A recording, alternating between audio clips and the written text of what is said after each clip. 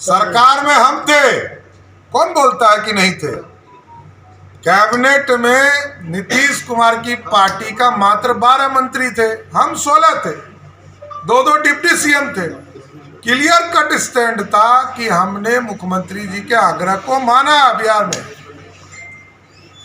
और नीतीश कुमार क्या कर रहे हैं, हम ही ने किया सब कुछ। अरे भाई, नीतीश कुमार को समझाना पागलपन हो गया है।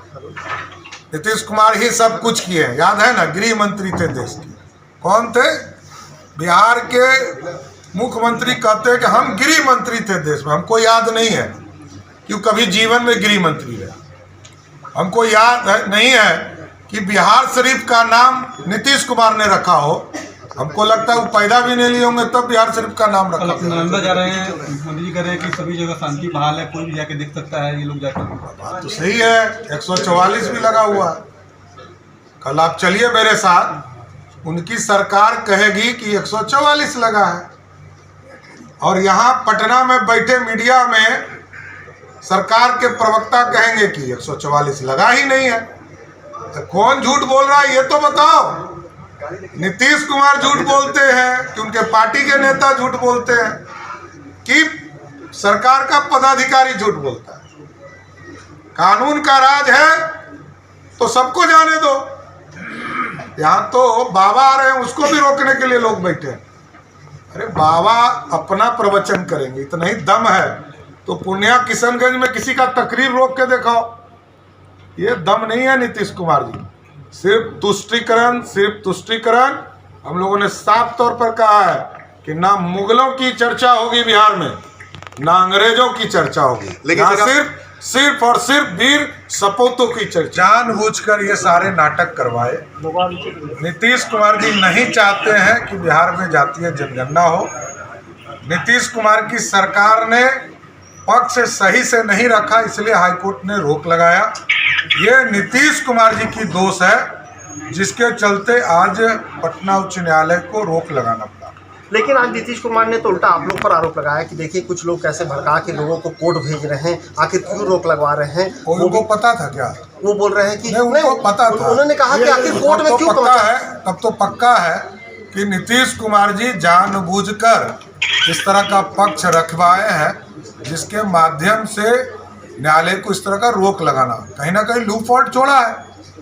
क्योंकि नीतीश कुमार जी की आदत होती है असंवैधानिक कार्य करने का और पलटी मारने का उनका पुराना आदत है। इसलिए पूरी तरह इसके जिम्मेदार सिर्फ और सिर्फ नीतीश कुमार है। डाटा को लेकर हाईकोर्ट में बात करें, डाटा नहीं ना, वो तो सरकार को ये बताना ही पड़ेगा ना कि हमारा डाटा कहाँ जाए और किस तरह ये व्यवस्था, जैसे आधार है, आधार के तरह संरक्षित करना पड़ेगा। इसलिए पूरे बीमारी का जड़ सिर्फ और नीतीश कुमार, क्योंकि ये मेमोरी लॉस है। इनको आधी बात याद ही नहीं होती, आधी बात तो याद ही नहीं रहती है। जैसे मेरे पिताजी के बारे में इन्होंने सवेरे कहा, मेरे पिताजी जब फौज में थे तो ये हाफ पैंट पहनते थे, तो हाफ पैंट भी जब नहीं पहनते होंगे नीतीश कुमार जी, मेरे पिताजी देश के लिए लड़ रहे थे, तो इनको याद नहीं रहता। मेमोरी लॉस सीएम है, बिहार का दुर्भाग्य है।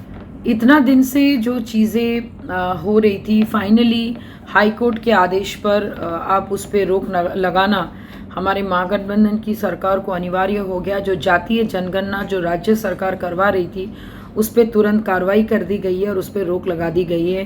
कास्टिज्म के नाम पर जातीय जनगणना करके इलेक्शन के फ़ायदे के लिए जो महागठबंधन की सरकार की जो चाल थी वो फाइनली हाई कोर्ट के द्वारा उस पर रोक लगा दी गई है। और इससे ये साबित होता है कि भाई आप कोई भी काम करो अपने स्वेच्छा से, लेकिन अगर आपको कोर्ट का ऑर्डर आता है, कोर्ट का आदेश आता है और उसको तुरंत रोक देने के लिए बोला जाता है, इसका मतलब बहुत सिंपल है कि कहीं ना कहीं हम सब जानते हैं कि जातीय जनगणना कहीं से कोई डेवलपमेंट की बात के लिए हो नहीं रही थी, सिर्फ और सिर्फ ये दिखाने के लिए कि भाई कितने जाति में कितने लोग हैं और कितने वोट बैंक उनके पास है। तो फाइनली एक तेजस्वी प्रसाद यादव, हमारे ऑनरेबल डिप्टी सीएम और हमारे ऑनरेबल सीएम नीतीश कुमार जी के लिए आई एम श्योर ये बड़ा झटका होगा, but you know what, truth shall prevail. और फाइनली ये सही हुआ जो होना था।